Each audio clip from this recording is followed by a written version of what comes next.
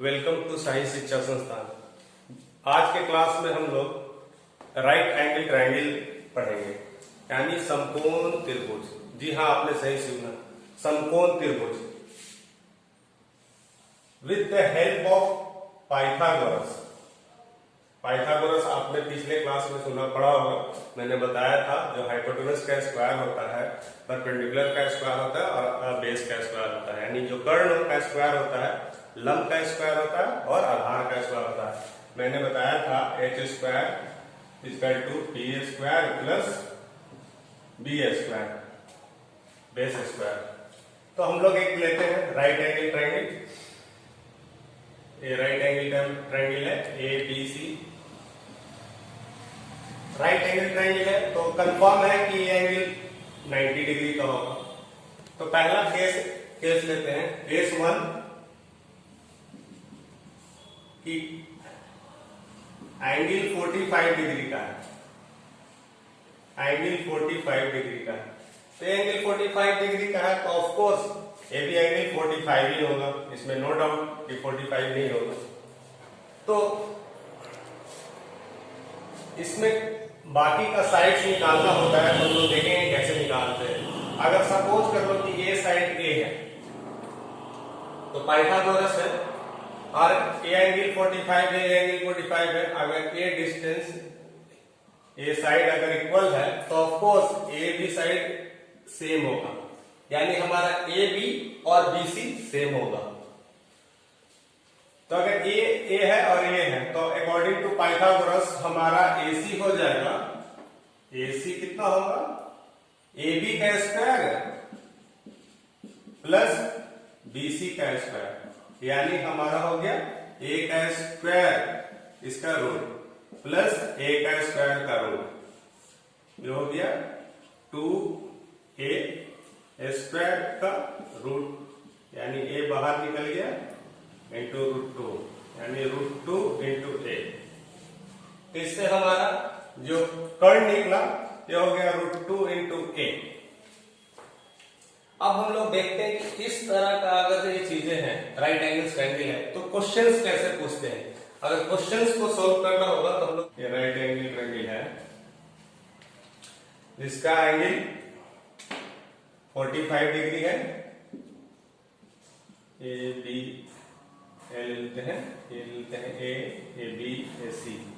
अगर पूछता है कि ए साइड हमारा 16 है तो फाइंड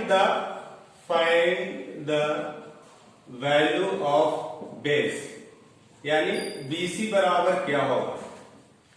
तो हम लोग कैसे निकालेंगे, तो अकॉर्डिंग टू रूल्स हमें पता है कि अगर 45 डिग्री का है तो ये हमारा √2a होता है।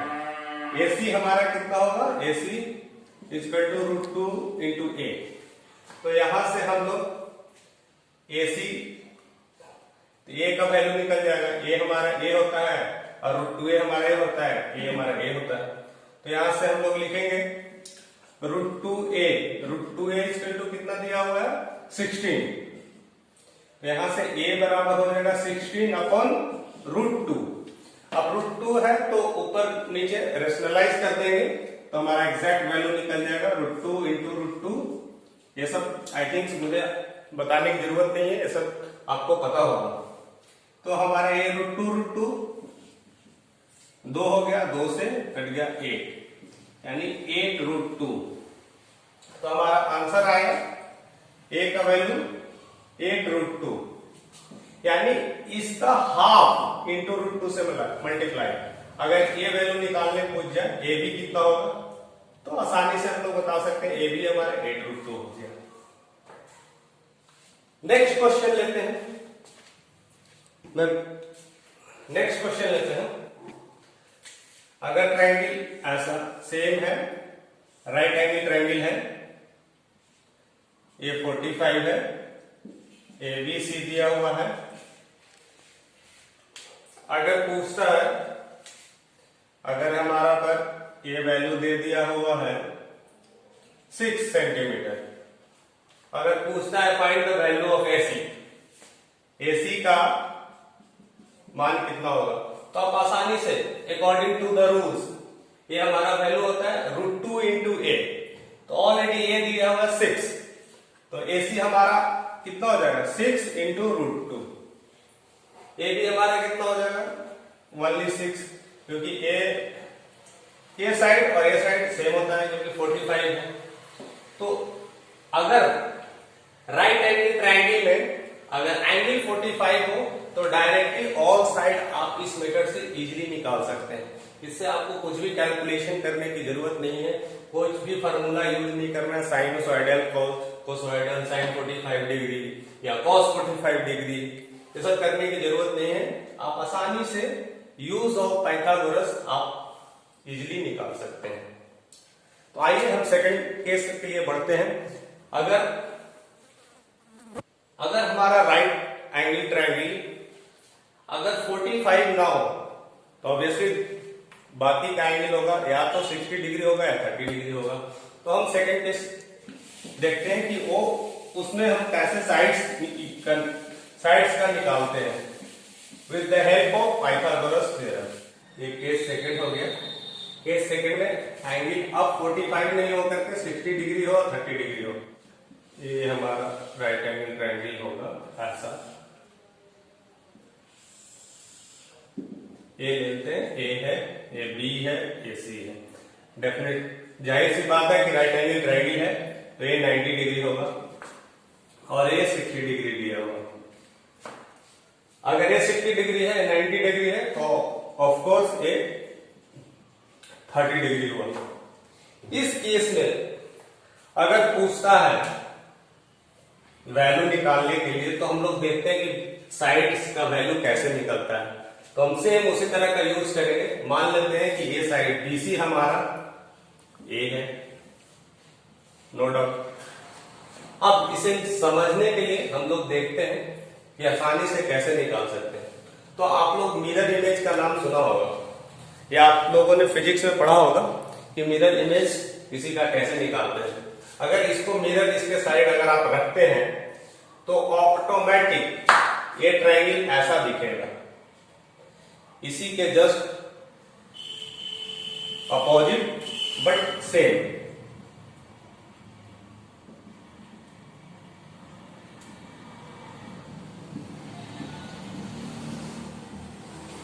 यानी इसका प्रतिबिंब, अगर हम मिरर रख दिए इधर, अगर मिरर रख दिया तो हमारा एक ट्रायंगल ऐसा दिखेगा जो इसी के मिरर इमेज दिखता है। तो अगर मिरर इमेज दिखेगा ए 60 डिग्री है तो ऑटोमेटिक ये 60 डिग्री हो जाएगा। ए एंगल ए साइड ए है, ए बी साइड हमारा कितना हो जाएगा 2a हो जाएगा। अगर ए है BC, इसका नाम देते हैं, ये हमारा एक D हो गया और BD भी A है, तो ऑटोमेटिक जो हमारा न्यू ट्रायंगल बना CAD, यहां से हमारा CD बराबर कितना होगा A प्लस A यानी 2a। यहां से यहां तक हमारा जो डिस्टेंस हो जाएगा 2a। तो यहां तक आपको कोई भी प्रॉब्लम्स नहीं आया होगा। इजीली मिरर इमेज लेकर के हम लोग साइड को डबल कर दिया, हमने कुछ नहीं किया। ये हमारा बिल्कुल ट्रायंगल ऐसा है, हम लोगों ने मिरर रखा, ऑटोमेटिक ये ट्रायंगल ऐसा दिखने लगा। तो क्या करना है, इसमें कुछ भी नहीं करना है। थोड़ा सा कंसेप्ट है जो आपको ध्यान देना होगा, वो बारीकी से कंसेप्ट होता है। ये 60 डिग्री है, किसी भी ट्रायंगल में एक कोण अगर 60 डिग्री का है, दूसरा कोण अगर 60 डिग्री का है, तो तीसरा ऑफकोर्स 60 डिग्री होगा। तो A 30 A भी हो गया, तो टोटल 60 डिग्री हो गया। तो अब ये जो हमारा जो ट्रायंगल हुआ इसको इक्विलैटरल ट्रायंगल कहते हैं, या आपने सुना होगा समबाहु त्रिभुज। ऐसा त्रिभुज जिसकी सभी भुजाएं बराबर हो। तो एंगल अगर सेम हो तो त्रिभुज समबाहु हो जाता है। तो ऐसे केस में अगर समबाहु है तो ये हमारा साइड 2a है, तो ऑफकोर्स ये भी 2a हो जाएगा। इसका तो पता नहीं, अब हमें देखना है कि AB कितना होगा। AB बराबर नहीं पता है, तो हम मान लेते हैं कि ये हमारा C है। तो अकॉर्डिंग टू पाइथागोरस फार्मूला हम लोग क्या करेंगे, AB का स्क्वायर बराबर BC का स्क्वायर प्लस AC का स्क्वायर। हमें ये मालूम नहीं है तो इसको हम मान लेते हैं C। तो सी का स्क्वायर इक्वल टू बीसी कितना दिया हुआ है, बीसी ए का स्क्वायर प्लस एसी, एसी कितना हो गया हमारा, एसी 2a का स्क्वायर, 2a का स्क्वायर यानी ए स्क्वायर प्लस 4a स्क्वायर, यहां से सी स्क्वायर, यहां से ab का स्क्वायर इक्वल टू ac का स्क्वायर माइनस ac का स्क्वायर माइनस bc का स्क्वायर, ac का स्क्वायर, फिर से फार्मूला को लिख लेते हैं, आपको और आसानी होगी समझना। पाइथागोरस का थ्योरम लगा रहे हैं, ये पाइथागोरस के थ्योरम में ए हमारा कर्ण हो जाएगा, ये हमारा साइड है, ये परपेंडिकुलर है, तो कर्ण का स्क्वायर इक्वल टू यानी AC का स्क्वायर हमारा हो जाएगा BC का स्क्वायर प्लस AB का स्क्वायर, AC हमारा 2a है तो 2 का स्क्वायर 4a स्क्वायर हो गया, BC हमें पता है a का स्क्वायर हो जाएगा, और AB हमें निकालना है, हमें पता नहीं है तो मान लेते हैं इसको C, तो C का स्क्वायर हो गया, यहां से C स्क्वायर इक्वल टू हो गया 4a स्क्वायर में से a स्क्वायर गया 3a स्क्वायर, यानी C equal to √3 into a, यहां से हमारा C का वैल्यू मिल गया। तो इस राइट एंगल ट्रायंगल में जिसका एंगल 60 डिग्री है उसके तीनों साइड हमें निकल गए, एक साइड अगर a है तो दूसरा साइड कितना होगा 2a होगा, जो तीसरा साइड हमारा a होगा, ये जो तीसरा साइड है AB, ये हमारा निकल गया √3 इंटू a। अब क्वेश्चंस देखते हैं कि क्वेश्चंस पूछता कैसे है, जो आपको एग्जाम में पूछा जाएगा। तो आइए हम लोग कुछ क्वेश्चन पे गौर करते हैं, ये क्वेश्चंस पूछता कैसे है।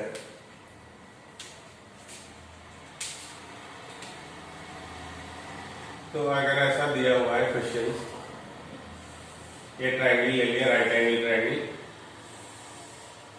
ऐसा दिया है, ये B C right angle triangle है जिसमें दे दिया ये 60 डिग्री है,